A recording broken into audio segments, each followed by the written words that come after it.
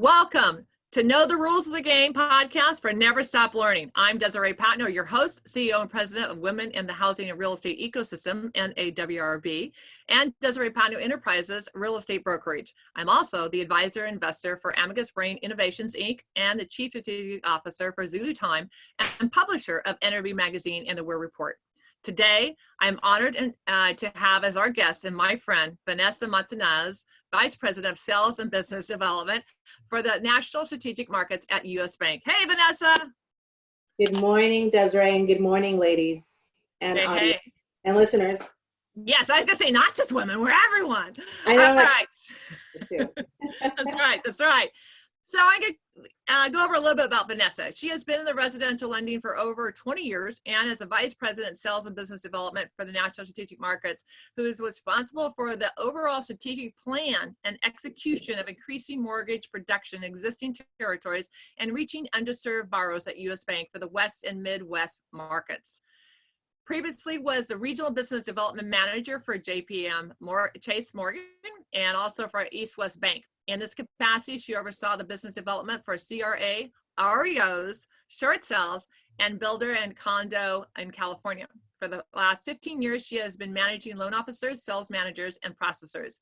Vanessa actively works in the field to generate business and design appropriate strategies to penetrate those markets and achieve sales targets more deeply. One of the things that's so incredible about Vanessa that I know as a coach, a trainer, and a mentor, she's always giving herself to play it forward to help other women. And really in the underserved markets, she's really so passionate about it. So some of the other things I'd like to highlight is her educating her clients in the American dream of homeownership and investment. She serves on several nonprofits and community outreach in the homeownership, currently serves on NAWRB Certified Delegate Spokeswoman. She's on the Montebello Housing Development Corporation and NAWRB and Los Angeles, the chapter president. She has won several awards. She's on several television and radio shows. And so thank you for joining us. So welcome, and let's get a fun fact about you when we start off here. A fun fact about myself. I love to take almost daily baths at night, a hot bath with a book in my hand and a glass of wine. That's one of my fun facts. Especially now with the pandemic, I'm like, I'm a bath person. I didn't know that, so am I. Every night, religiously, I have to take a bath. But with a book and a glass of wine, it's my time to gel up at the wine. Okay, I get it. But no, I think you look at the old stories, look at the old movies that they had where that was the candelabra, have it really mood and sexy, and you had the bubbles, and you had the book, and you're reading it. Yes, especially you. You are an avid collector of antiques, so I could definitely see one of your beautiful candelabras. Yes, I have no candles, but I do have a book and a glass of wine there. I'll have the stuff to look at. You have the reading of the content. We're good. Yeah. All right. So, Vera, I love the fun fact. Okay, so let's go ahead and set the stage. Yes. You come from multiple industries. You're in the lending industry, either realtor, a landlord, investor, insurance. I mean, that's crazy. So during the global health pandemic, effective leadership is more important than ever as the companies face dramatic changes in operations, employees, how they're responding, and everything that's going on. So in home ownership, NAWRB coined the phrase sanctuary, dealing with your home. So several years ago, and embodying your place to meet, to really reset yourself from the world. So now more than ever, with shelter in place and starting to open up, we are now seeing as our homes look at a different lens, right? We were just talking before the podcast, how rural areas are really starting to expand, because if you're going to be sheltered in place and this is not a one-time gig, it's going to continue on, or we're going to need to separate versus and live in the city. So I really wanted to focus on how your industry is tied into that when you Never Stop Learning. And then also I want to talk about the Leadership Council, the Diversity Inclusion Leadership Council was created for the 10 women leadership principles to help women in the real estate and housing ecosystem become more effective leaders and empowers other women to reach their full potential. Today, Vanessa is going to talk about her leadership skill set and never stop learning. So today's the floor. Go for it. Well, you brought up an important element, housing. I think more than ever, especially now that we're living amid a pandemic, housing and shelter in place and being safe is the number one thing that's most important. So I think space is going to be looked at differently going forward. Not that we're moving away from the rules, but just where you're living, how you're studying, how is your space for your children. And it's interesting because if you start looking at the commercials every day, even the furniture commercials, they're coming out with home offices. So you're going to see space is going to be very relevant now. People are either going to embrace the tiny living and just, work for what they need, or they're going to expand the space to have more of a space for home offices, for their children's place area, space for children to play out in the field or out in the backyard. So I think the house is going to be a really different definition, because not only that, but we're now going to look at, does it have all the commodities and amenities that I need? Does it have a pool? For example, me, I'm a bath person. This house better have a bathtub. Right. So it really matters now more than ever, home ownership, as you look at it, because we all want that American dream. And if it's not the American dream and it's not for you, home ownership, okay, is my loft or my apartment the right fit for myself? Does it have good space? Does it have shelter in place? How far away are my neighbors away from me? Am I going to have a gym for those that love to work out? So amenities is going to be really important. Safety is going to be important. Parking situation. So you have to look at all of this. And as women, I know, especially being part of NAWRB, we come out with an amazing WEIR report. And we do look at home as a sanctuary and also a safe space as a woman homeowner. So I think the lens is going to be definitely different when you're looking at buying a home, and what does that look for you and your needs. I've been blessed that my home has the space that I need, and it gives me inspiration. And when I look at a house, I look at from my lens, what is convenient for me. So yeah, home ownership is definitely going to be very different now. We're going to be looking at writing tables, your space for your computers, your laptop, your multiple screens. So it's very different now when you're looking at space and home ownership. So it's not only going to be a place to work, it's going to be your sanctuary, and it's also going to be a safe haven. So the pandemic, I think, is going to really revolutionize how we look at home ownership as well. Excellent points. I mean, you think about, we bought a home to have a roof, especially here in California, and then environment, what it's going to look like to really connect. Let's see if we get this gallery view. And now you're finding people who bought their home don't like their home because they were never built to stay in the home. It was a place to store your stuff, especially talking about the smaller homes, whether it's just a place to store the wares. And so when we look into the environment of moving and shaping that workspace, how are we going to have a place to teach our kids, for homeschooling, let's say, especially here in California and some other areas? Do they have electronics? Do they have internet service to handle the bandwidth to go with it? Are they smart? Are they tech savvy with the home, the tech props on it? So I agree, so many different plays into it. So I think it really plays into our first question, which is our principle for today. And that is about, number one, never stop learning, invest in yourself. So if we play into that, from the home ownership piece, just as a capacity, you have all these different industries that really have rounded yourself out into being a leader in the space of lending and dealing with management. How does that evolve from when you started to go forward? I'd really like to have that play out to where now with the pandemic, now with reopening and moving this needle, how we can help educate our buyers, and how we can help educate the leaders. So I'm going to bring different points of view. My number one rule is never stop learning. You have to definitely invest in yourself. We are the best commodity. We are the best asset, is us. So you have to invest in yourself wisely. And for everybody, it means different things. And so I'll provide a few examples on how it's applicable to myself. And then if I could put little tidbits and little golden nuggets for others, wonderful. So the first thing for me, it's reading. I'm an avid reader, and I never stop reading. And what's great about technology today is you could either read on ebooks, you have audibles, you have podcasts. So whatever your preference of reading is, I highly encourage everyone to start reading. One of my favorite books in my little library here is Malcolm Gladwell. He wrote Outliers.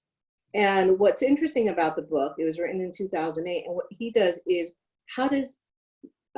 what is that success look like? What are some outliers and some trends that give people high success? And really, there was no special secret. There was no magical myth, but the answer was it had to do a lot with hard work and perseverance and really putting in the hours. And it was 10,000 hours. And I'm a Beatle fan. So in there, it talked about how the Beatles, when they were starting out, they actually played when they were barely out of Liverpool in all these crazy locations that they were playing at, dive bars, adult bars, all kind of stuff. But really, it took them more than 10,000 hours to really be good when they were playing. They were playing even in Germany, in Hamburg. So what they did is they played over 1,200 times from 1960 to 1964 before they exploded. So when people heard them on the radio and in concerts, they really honed their craft because they were playing already as a group. So for us, I do it, you have to hone your craft. You have to keep reading and be relevant. So I definitely keep reading because especially right now with all the guidelines changing, I'm a lender. So the guidelines are so fluid that you have to know what's happening. You have to remain relevant. So keep reading. And that's my thing. It's not going to be overnight that you're going to be an amazing talent rock star. You're never going to be a Wayne Gretzky or a Kobe Bryant. You have to practice and you have to read. So that's why I say never stop learning. And if for those in the industry, I'm going to recommend that you join a newsletter, get magazines like NAWRB. They have their newsletter they send out daily, if not every other day. Great information. Newswire, Housing Wire. Rob Christman, I love taking and learning about what's happening in the market every day that's relevant. Watch CNN, whatever newscast that you want, BBC, whatever it's going to take, but just remain in the know or in the pocket, as Desiree says. That's one of her things. We've been friends a long time, so you want to keep reading and remain relevant. So that's one of my things that I would say. That's my first thing. The second thing I would say is take personal development courses, a podcast, or go back to school. So all of us have different talents in different areas. So we've all been in many crossroads, and this is where I'm going to get personal and share my story. I was laid off at a competitor, and I was doing great, but they eliminated my position. And I've been in the business 25 years, so about 19 years ago, I'm rocking and rolling, I'm in my prime, and I got laid off. And that had never happened to me. So I was at a crossroads in my life where it didn't go according to plan. And I'm a planner. I'm like a control freak. I have to have everything set in stone. But here I got laid off. And I was like, what? It happened to me? Yes, it happens. Life happens. Nothing goes according to plan. So my position got eliminated and I had some free time on my hand. And I decided to go back to school and continue my journey as a student, as a scholar practitioner. So I'm almost completing my doctoral program in executive leadership, but sometimes you have to challenge yourself and take the high road.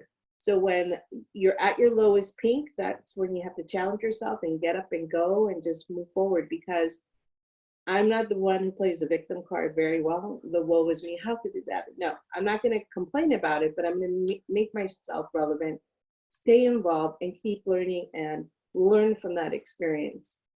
So sometimes when we're at our lowest point, that's when we rise like the phoenix and know that you can make a difference and do something for yourself, invest in yourself. So for me, I went back to school, and it's been one of the best, challenging, most incredible opportunities I've had. It's pulled me as a scholar practitioner. It's really, I've grown as a writer, writing APA style when I started school, because I'm in business. I've always done business courses, and the writing style is MLA, modern language. And APA is American Psychological Association. I'm like, wait, what? What does one thing have to do with another? Yes, there's different formats of writing. So you have to challenge yourself, and whether that's taking a personal development course, or right now, they have great classes online. So everything, there's no excuses, bottom line. So take the high road and then challenge yourself. That's when you actually will rise to the occasion. And then definitely become irreplaceable to your team wherever you are. You want to be the person who is very adept and wins the most. Particularly now, everything is so fluid. You want to remain relevant. And to me, I want to become irreplaceable. So I'm like the go-to, the subject matter expert when it comes to guidelines or programs on the affordable lending space for myself, or programs, because I have my wonderful team call me all the time, like, Vanessa, what about this? But you have to remain relevant and keep learning, keep reading, because it changes constantly. And for me, it's like every day is a new thing, because we get daily memos, whether it's a mortgage letter from FHA, the GSEs, or internally at my bank, at US Bank, we get updates all the time with changes, especially right now with the pandemic. Oh my God, how do I do an appraisal? How do we sign loan documents? Especially with the social distancing, it's so important that you remain relevant and keep challenging yourself and become irreplaceable, because even though we are irreplaceable, you want to be the subject matter expert in whatever field that is for you. So that's why you never stop learning. I think it's fantastic. And I got to compliment you in so many ways of keeping your focus. It's really tough sometimes when you go through ebbs and flows in your career and having, about face and not, oh, woe is me, and picking it up. And I've mentioned to this several times, we've known each other for several years, that how I've seen you grow and your presentation, your speaking, your writing, your ability to frame things out and say, okay, I've got a problem here. Let me put it together and present it. Those are things that are so valuable as women, as leaders, as we go through, because you applied yourself to an environment to where I'm going to be in the forefront, no matter if I had a job or not, if I'm going through transition, personally, professionally, whatever, I'm going to be present and I'm going to learn and keep learning, and people are going to see that. And so they're going to strive and really connect on your energy. And then from there, you're going to give them energy when they go through their things. It's not every day is a rosy day. Otherwise, life would be boring. It's not. We all have our ups and downs. We're all human. But then it's really important who you surround yourself with. Who's that around you? And when I was at my lowest moment, it helps having a great network, your great friends, and also that community that will help you lift you. And being part of your group at NAWRB, definitely. You kept me in shape, which I love, mental shape. Thank you. Because you always challenge me. You're like, no. And that's one of those best qualities that you have about yourself, Desiree, that I've known you throughout the years, is you're very determined and hardworking, but you always challenge others to see the best of their best selves, be their best selves.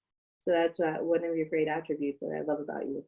Thank you. I think well, it's the depth. It's, I never want to go to a place to say that if I only known. I wish I would have known. If you could have told me. So many times we, perfect example. How many times have we met each other at a conference? How many times you met your best friend that is at a conference, as your friend conference, best friend, not as someone you've been. And you talk about, oh, how's the kids? How's the wife? How's this? How's that? And never did you really get to go deep. And yet I didn't know you did this for 20 years, or you did this. Those are things that I like to bring out, because had you known, you would address something and maybe had an opportunity that you could collaborate to give back, right? Absolutely. So I always have forced that. So it really brings us into the rule number 2, be a selfless leader, empower, share, and inspire others. That is, to me, one of the most powerful things, because if you're willing to share, that means you truly are never stop learning. So talk to us about what that means to you. So we're all going to be put in situations where you're going to be a leader. What kind of leader are you going to be? What do you want to have people say about you when you're not in the group, right? Again, back to my books. When I was in college, I honestly didn't know what I wanted to do. I was a history major, and my father was like, history, what's wrong with you, Vanessa? Because I love to travel too. That's one of my passions. He goes, you know how much historians make? What kind of life do you want to lead, right? So I challenged myself. My father either wanted me to study business or mathematics, and he was one of those characters in my life, and men that he was my first love, and somebody that I truly respected and admire, my father. And so I switched to become a business major, and I met with my counselor at the time, and he recommended that I read the book, the seven highly habits of effective people, right? So I read it, and in one of those principles, it came out, start with the end in mind. I was like, what? Start with the end in mind? I'm 19 years old, right? Wet behind the ears, not a clue in life what I was going to do. Still living with my mom and dad. And it had that principle, start with the end in mind. Like, what is your legacy? What do you want people to say about you? And at 19, that was a really profound book for myself that I still have, and it's like falling apart. But a lot of those principles stuck with me, and one was sharpening your saw. So you want to be always learning, but you need to be clear about your goals and what is important to you, and to commit to being your best self. So for me, it's always, you have to be a selfless leader. You have to be humble, have your feet on the ground, because one minute you may have it, another minute it may go. One minute you're successful, and another minute you're not. One minute you're wealthy, another minute you may lose your assets, you might lose some of that money. So you always have to be grounded in being humble about your knowledge and about empowering others. And what I did like about NAWRB, you came up with the 10 women leadership principles, and that's awesome because one is lead by example. So what you see is what you get, right? I am Vanessa, the same Vanessa at work, at home, at a party, at a conference, as a speaker. It's me. I'm not going to change who I am. Okay, maybe a little bit more makeup right now. My hair may be a little bit more done up, but my quirkiness and who I am at my core is the same I am with my family. It does not change. I give the same love, I give the same speech. So you want to really be a selfless leader and be humble and give. You want to empower others. So if you have that knowledge and you can help someone fly, you want to see them fly. I love to hear when my friends and family succeed, or one of my loan officers succeeds. That nothing brings me more joy than seeing others succeed in life, because I know they're paying it forward and they're just being better humans. I don't like seeing people with the pandemic getting sick. That it's so sad. And so for me, I cannot watch all that negativity. So I time myself in the know. I want to know what's happening. How is the pandemic? How is the spread? But then I only give myself half an hour to an hour max a day to be knowledgeable of what's happening and be realistic. But then I can't always be in that moment of listening to depressing information. I can't. It's way too much to handle. So one of your principles was lead by example. So that's what I do. I love sharing my knowledge. There's never a hidden agenda with me. If you're calling me for help, I'm going to be there for you, but with conditions. So as a coach and a motivator, I will teach my team how to fish and not to give them the fish, right? Like that saying, that proverb. But I want them to learn how to do this. So when they're asking, hey, Vanessa, what's the answer to? No. Are you connected? So we share the screens, and then I share the information, because I want them to be knowledgeable and where to find it, so they won't call me again, number one. But more importantly, they're going to surround themselves with knowledge. And that's where your other leadership principle is pass the torch.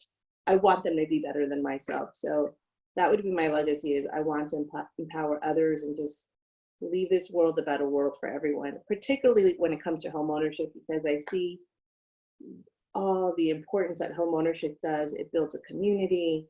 People are more empowered. They feel safe.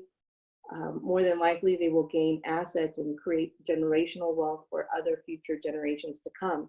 So I'm living proof. I've lived that through my parents' experience, and I want to plant the seeds for future generations. So I definitely love to inspire others. I'd rather give a lot of honey than a sting. I love it. I make lemonade, right? That's me. So yeah. Very, very cool. Well, you touched on a couple of things that I'd like to really highlight, and that is sharing. I believe that's the principle of NAWRB was brought on, is relationships, leveraging resources and relationships. Yes. And if you don't share your experiences, because we could be identical at where we've arrived, but not our journey of how we arrived. And those experiences, those relationships, and those resources that we have absorbed as we've gone through. We were talking that before the podcast about how do we get where we are today?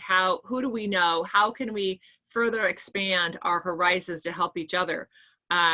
Because if we're not traveling as much, and we're at a data overload, 90%, fun fact, 90% of all the Earth's data will change every single year. So if you tell me next year, 90% of what we have today is going to change, and then the following year, 90% of what we had, that's overwhelming. So who do we have that we can help bring that together? And that's where the empowerment of sharing, because if you have a trusted relationship, you have your tribe, you have your friends that keep you as you go up and as you go down the ladder, that you rely on those resources, and you're going to continue to share. And then when you're at a point that you're high and they need you and vice versa, it's really going to power. So that's one I think is as never stop learning by sharing. You never know what you're going to get back in exchange. But then also inspiring each other, as you talked about, selfless leader, is when you show up, and you might get up in a moment where, we're not working out as much. The average during the pandemic, we're all supposed to gain 15 pounds. You're not fitting your clothes. And if you're known for always dressing, a certain way, and you're like, oh, can't quite get in there today. Having someone say that you look good, or, do we get dressed up every day, or can we wear smock tops all day? That is powerful in itself as selfish leader, and sharing that information. Where do you buy the best coffee? Where do you buy the best? That's still sharing of information. So thank you for saying that, because as a selfless leader, I believe it's more than just knowledge. It's about information to make someone feel good, look good. Feel good internally, and it goes with it. So thank you very much for that. I think it's fantastic. And as we move forward, I really like you to talk about, you have gone out of your way when small businesses have, this is the whole thing about the SBA, the EIDL loan, the PPP loan, and everything else. And as a business owner yourself, as an investor, someone who's flipped properties, who is a landlord who has multiple properties, you also gone out of your way to help tenants, that have been in your properties, that have struggled, that how to, if they needed something to take care of, not just taking care of the home. So you give, as you say, not just in your family, in your business, your career, but also as a landlord. You're a great landlord to take care of your tenants too. If by doing right, they'll take care of your asset. So I'd like you to touch a little bit about that, how in an environment today where we have forbearance, you don't have to pay your mortgage for a while, you don't have to pay a rent as a renter, and not that you don't, it's forgiveness, but how do you work in that? Because a lot of the people today are having to figure out, how do I mitigate or negotiate contracts, or how do we negotiate capacity to making sure that the skill set from the occupant, whether it's a homeowner or a tenant, to the landlord or the bank, that you keep everyone to be humble and to help each other, even though it might not be perfect for each other, but it's the best situation. How does that play into your selfish leader? Wow, Desiree, that is a loaded question. It's really great. I didn't see that coming. I know, I'm good at that. Yes, you are, my reporter friend. You always put people first. So the people, the families that I have the honor of housing, they become an extension of you. It's like a family. You get to know who they are, what they do for a living, their children, the names of the kids, what they do, and they're incredible families. It's like an extension of your family, really, for me. And so I'm blessed that most of the tenants I've known, they're more friends now, because I've had that privilege and honor of having them live in one of my houses. And every family is really different. It's individual. So every story is going to be a little different of what their economic situation looks like. What do they do for a living? How it affected. So the ones that were in services, absolutely got affected. And those that had essential jobs working for the city, I didn't see a downturn. So a third of my tenants were impacted. And with those third, I'm definitely working with them to meet what is within their budget, and what that lapse is that they haven't paid. It's definitely forgivable, because they've been with me for years. And how dare I and my husband not be supportive of their needs? Because more importantly, I have to put them first, and they need to have food on their table. Mhm. And so I want them to know that they're going to be with me. We're working with them. And it's the right thing to do. It's just the right thing to do. And the money will, it's not about the money. It's about survival at this moment. I want them to be safe. I want them to eat. I want them to have that safety and that one less stress to worry about because they have to go back into the workforce. One lady, she's an incredible yoga instructor. She's a yogi. She has her own studio. She's had her own studio for 8-9 years. Mhm. She's well known in the community. She's just an incredible, beautiful family that she has. And she's self-employed, so she definitely needed the PPP and all these other facets. I do not want to put one more stress into her life, so we're working on that. But I know it's like everybody has their own story and their own narrative, and how I'm there to help them, because it's such a crazy time right now. It's, for me, it's like the twilight zone. My days blur. How am I not supposed to help and do the right thing? I know her children and her husband and her beautiful family. And another of my wonderful persons, my tenant, she works in the movie industry. She's a professional costume designer, and Ooh, the cool. production stopped, right? I Uh-huh. completely get it. I mean, every family is so unique and individual that it's case by case. And absolutely, I always do the right thing and put people first. That those, believe it or not, those are one of U.S. bank pillars, and it's absolutely true. You give from your heart. And I completely understand, and it's not permanent. This pandemic is not permanent. There will be a vaccine. It does not define us. We are living and we're learning how to survive, and it's all about survival and doing the right thing at this moment. So I would say that it's just doing the right thing. But Steve, you highlight that's great, and right there is the depth of who you are. You're defining it not only from you're taking your own experiences and say, you know, if I were in that situation, what would I do? And you're taking you're at the risk of your expenses to your longevity that I very rarely have ever heard. It's been a long time someone explain their tenants as an extension of their family. You have really emotionally brought a new concept to really amplify what NAWRB is about, and that's positive stories. We don't hear enough positive stories, and I challenge you to talk about and write an article about that, and so we can push it through, because to hear it from that perspective is so heartfelt and warming, that they are an extension of the family. That again, as I preface the question, that to be good to others will be return, right? And to get that in there, and to work with them. And you very clearly defined what their situation, what's going on, how you understood it. You're working with them to work through it, to be thankful for all the years that they paid for your mortgage, took care of your asset, not being an issue. So you have a track record that when the going gets tough, the tough get going. You're being there for them. So thank you for that. That's incredible. And I think that's what this whole purpose of Know the Rules of Game is that rules can be 100% empathy, and we need to have that more in the country right now, in the world, by sharing, by being selfless, by saying, you know what, it's okay because I can handle this for right now, but let's see what we can do to work together. Fantastic, Vanessa, fantastic.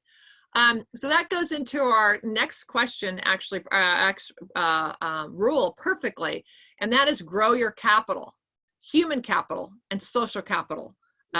You know, we think about financial capital, so that is a perfect lead in. Go for it.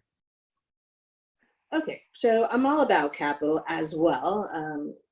So you have to know what your capital is, and that capital has a lot of different meanings behind it. So when I think of capital, I go back to the traditional form of capital that came about by Karl Marx. And the only reason I'm getting really technical is because this is part of my dissertation, and this is one of my passions. So I wanted to dig deep because my background is business, and I always look at everything from a business lens, a sanctuary lens, and also the return on investment, obviously. So I do emotional buys, but again, it's all based to capital.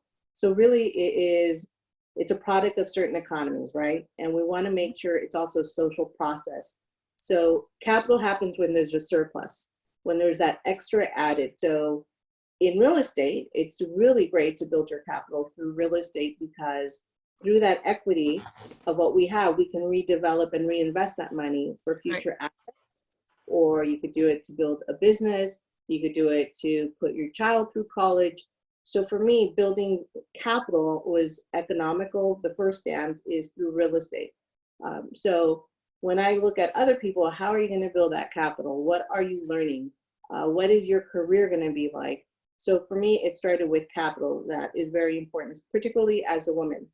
For me, it was also building that human capital, which is all about, now I'm building my experience, my skills, and my education. So human capital comes from that as well.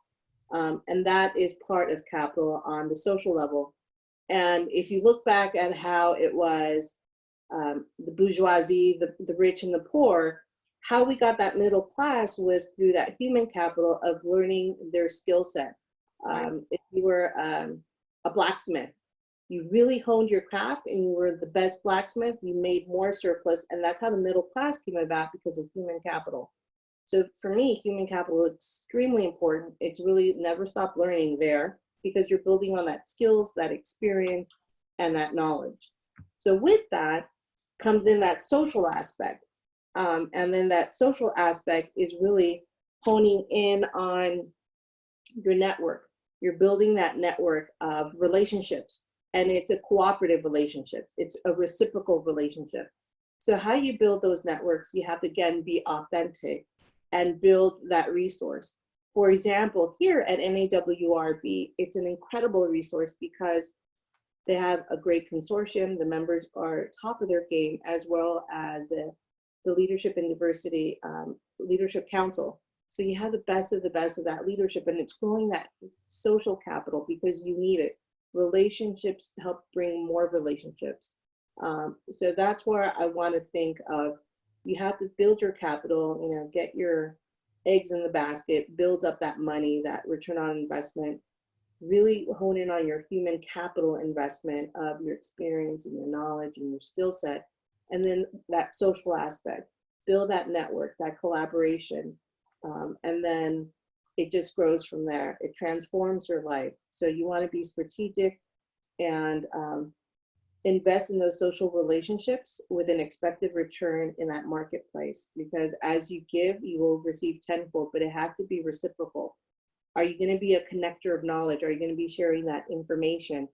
Or are you going to be that person who is the subject matter expert, that speaker? Or are you going to be a follower? So you can have different roles in social capital and building that up. So that is what I wanted to talk about as well. I love it. I love the social capital you just talked about is that, and social capital can become from so many different angles, from as an R&D, which is what we're really heavy about. That's my greatest gift is stats, just constantly playing them off. And then you have people that are exceptional connectors for networking, as far as, oh, I know someone who does something right that maybe not can stats, but goes with it. And then you also have social network that, or connector that's, or capital that's dealing with someone who is truly, I call it someone who really listens. They, you hear it, but then they process it, they absorb it, and they do something about it. They're an actionable person that goes with it. So social capital, in my opinion, with emotional capital right now, because of the emotional longevity of what we're going through, is going to be something that emotional and social, I believe right now, are going to outweigh the return on investment that just started last year, and making sure you have those in play, because it's a long play versus in a short play, where ROI and your return on investment in a capacity of being, well, I can flip this property, I can do something with it. I believe that because so many industries and so many ways of life are changing, that we haven't even seen. If you think about how we can eliminate touch points, how you can eliminate what's in your home. Well, are you ever going to go in your home and touch a light switch anymore? Or you just say, turn on the lights, go order this, go, everything could be verbally command. Going in, and if you heard Dr. Desiree on our last week's podcast talk about the robotics of human, less touch points. So you're going to have a robot take your order, a robot be, you don't have to have your waiter bringing something with a mask and everything else, and what he touched and what he didn't touch because he touched this and that. A robot does it, right? So as we go through that emotional capital, that social capital, and look at those capital markets, it really plays into wealth of information. And that's why we say wealth is defined by having options, which is what you're doing. You're giving your capital multiple layers of information that you can play into it. So love that. So it's interesting. Sorry. I do think like within the social aspect, it's so different now with the pandemic. So like, for example, the Zoom. Who knew about Zoom before the pandemic? I make a comment, and this is going to be terrible, but I want to say it anyway. I'm the newfound millennial because technology has been a disruptor and not. So we have to embrace it. And believe it or not, I'm doing Zoom calls. I bought a Zoom account. I got my Zoom account because I want to be connected. So I'm doing family Zoom calls with my different family members across the US and in Mexico because I want to stay connected with those that I love that I can't see right now. So we have to look at this and embrace that, expect the unexpected, right? So Zoom, now we're even doing a Zoom podcast. I'm like, wait, what? I thought a podcast was like with a little mic. And no, you have to embrace technology, just like never stop learning. Technology has been a disruptor and a pleasant thing at the same time. And with the touch points, Desiree is right on the money because they have the smart bulbs. You're like, wait, what the hell is a smart bulb? Well, if your house is like a smart house and it's connected with Google or whatever software you're doing, it could turn on the lights. For me, being a young millennial again, I have a Google. So Google's in my house. I'm like, okay, Google, what time is it? Tell me about my day. Or play me rock and roll, or play me disco, whatever, classical music for studying. So those are things that I really embrace is the technology to make my life easier. Sorry to interrupt you. You turned on my Google in my house. Okay, Google, stop. Love it. I'm telling you, girl, we have to embrace technology. Take your day, your Irvine. What's going on? That was fantastic. And then I have Google on my phone. I have Google on the surround sound of my house, and each room has its own Google account. So that was perfect. It was hilarious. And, okay, another crazy thing happened. So we were on Thursday, 2 days ago. It feels like a lifetime. We had our our delegate spokeswoman meeting. And all of a sudden, one of our gals, she's awesome, her cat showed up out of nowhere. So my cat, her cat on Zoom. So what does my little Cleo come? She's like a little diva. She gets up, and before you know it, we're having a Zoom with our animals. And it was awesome. So my fur baby made her debut on Zoom. And it's just, you have to embrace technology. It's with us to stay. Those touch points are going to be very different now. People are going to have like, everything is probably going to be in plastic wraps, like pens, plastic wraps. Salt and pepper, you're probably gonna have to travel with your own salt and pepper. Me, my tapatio. But you just have to embrace technology, I would say. And yes, we're gonna be a little bit more sterile until there is a vaccine. I think people are gonna be very selective, building their social capital, building their capital, because what is that return on that investment? Is that worth the risk? Is high risk, high rewards kind of scenario. So I think there's more to come on that. Well, you hit on a couple different phenomenal points there, Vanessa, that I'd like to address. One is the ability to have the fun fur babies to come in there and be part of it. That brings the human element we talked about before the podcast. That I like to see what's in your background. I like to see how your house is situated. You're in your Temecula home versus in your normal. I'm in my home, and with all my antiques crazy in the background, trying to pack it all in as fast as I can. But the core is that how do we play into a couple different angles I wanted to talk about? Just lost my train of thought. When we look at the capital of where we're going with the marketplace, for example, investments, one of the things they talked about was making sure that your relationship is deep versus in trying to go out and find a new partner to be an investment. If you talk about hospitality, you talk about the environment for hotels, so what's going through and how we're going to, in middle projects, if you think about the pandemic, those who are in the middle of a construction and they were grounded, say for 45 or 60 days, do they finish the project? Do they not finish the project? Who's going to be their partner to continue to build out something they already got the entitlements to? And they're leaning 100% to those current relationships who have proven that they said they could do something, they deliver, versus in taking on a new partner. So that social capital we talked about is so powerful. And I wanted to amplify that. Then the other thing is that, you know, you talked about the fur babies at hearing the other angle. If you take a step back and you look at the Zoom calls, how many of us had a telecommunication call, whether it's Microsoft coming on board or Facebook coming on board or Zoom or whoever the platforms are, that you actually had a phone call with someone instead of a telecommunication call? I can't tell you how many meetings that I did not have because logistically I couldn't get there in person because I was on an airplane here, or got transferred or delayed or whatever. Now, this is, in my opinion, not as good, but close, that you still get the message across, you still get to see each other. And now that you can share screens, you get to see as if you're bringing your laptop in to have that presentation in front of the client, right? And then from seeing your family, you actually get to see your family. Oh, let's go look around the house. Did you see what I just did? You know, you're not there, but you're actually seeing them, the joy in their face, versus then the environment that, you know, we would just have a phone call and make it convenient, or we text. So we went from texting, we went from calling in our generation to texting, and now we're going to full on visual. Yeah. So it's actually really, in my opinion, an incredible opportunity to really amplify that. And I think there's some really good opportunities for the pandemic that has forced us to become very human again and to appreciate the smell of the roses that go with it.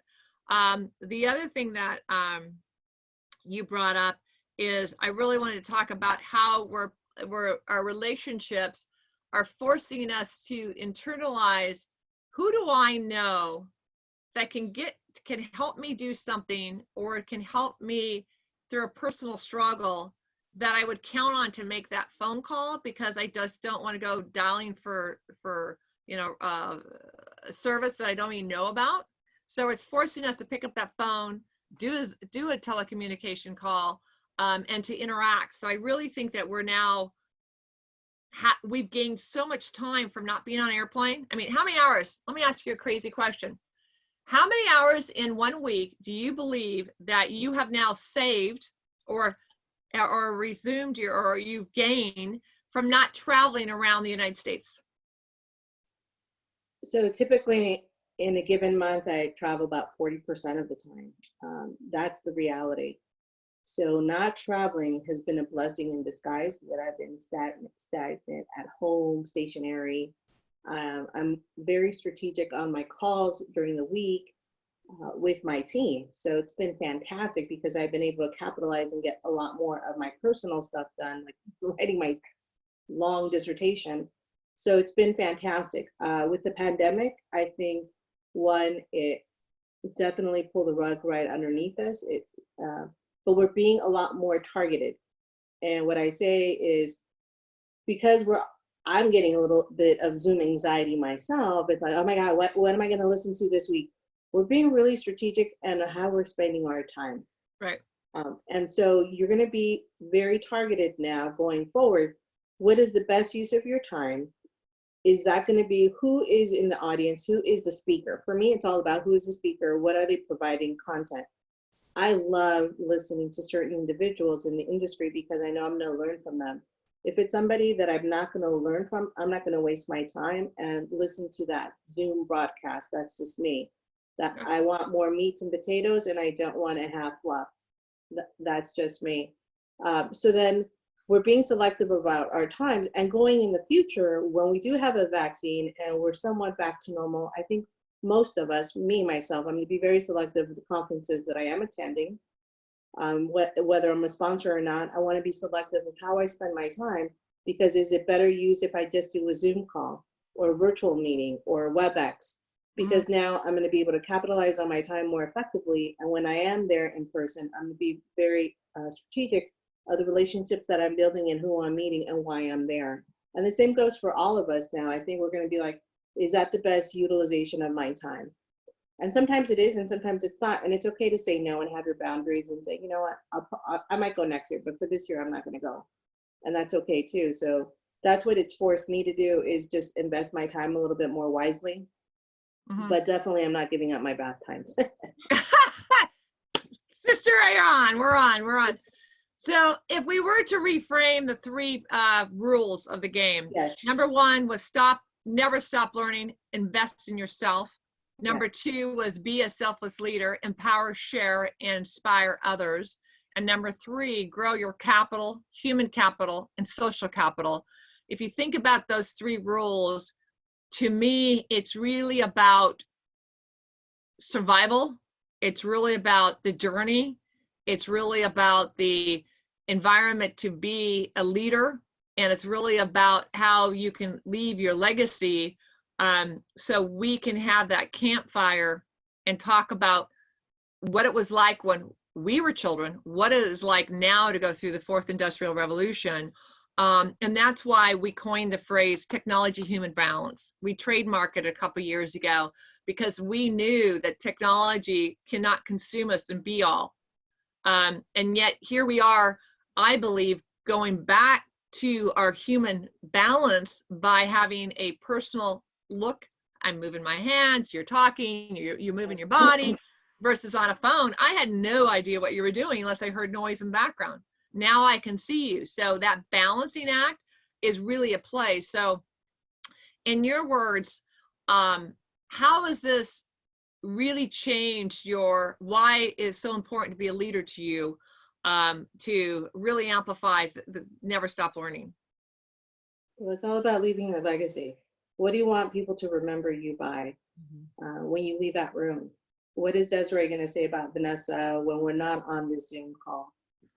So it's about leaving this world a better place. It's about being a selfless person, a selfless leader. And I know sometimes it's hard because God knows we can be judgmental, or sometimes we're, what's in it for me? What's the best thing? But really with the pandemic, I think it made us reflect and give a good hard look on ourselves. Before we finish, I do want to give recognition today. It's a very special day. It's my father-in-law 86th birthday. And he was an incredible human being, a father, son. I mean, I love my father-in-law for so many reasons, but really it's all about family for him. He's one of those amazing rays of light. And I can see how my husband is just as amazing as my father-in-law, because he's just very personable and charming, so hardworking. And I just wanted to dedicate this podcast today because it's his birthday. And I truly love and respect this man. He's the head of the Montañez family. He's the oldest of 10 brothers and sisters. And his journey has been incredible. So when he came from Mexico to the United States, he helped his entire family come. And he helped his family by giving them places to live.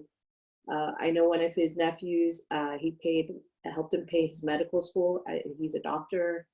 His mom and dad lived at one of his properties. Just my father-in-law is an incredible human being, and I just want to dedicate it to him and say happy birthday, Pops. We love you.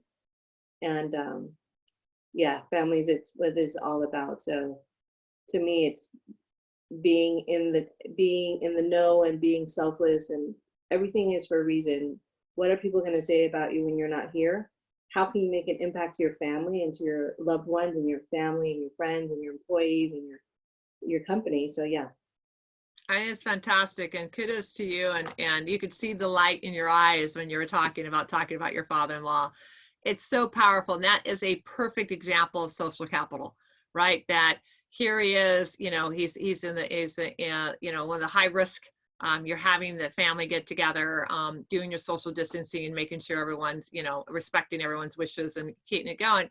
But that power is to make sure that everyone feels loved and continue to show the love, because you're playing it forward, and you're having a family structure is so important. And those who are struggling right now that don't have a family structure or might be by themselves, having the Zoom time, having time to telecommunicate is a way of still expressing the virtual hugs, we're going to call them, because it is so important that you still have that human interaction to keep that going.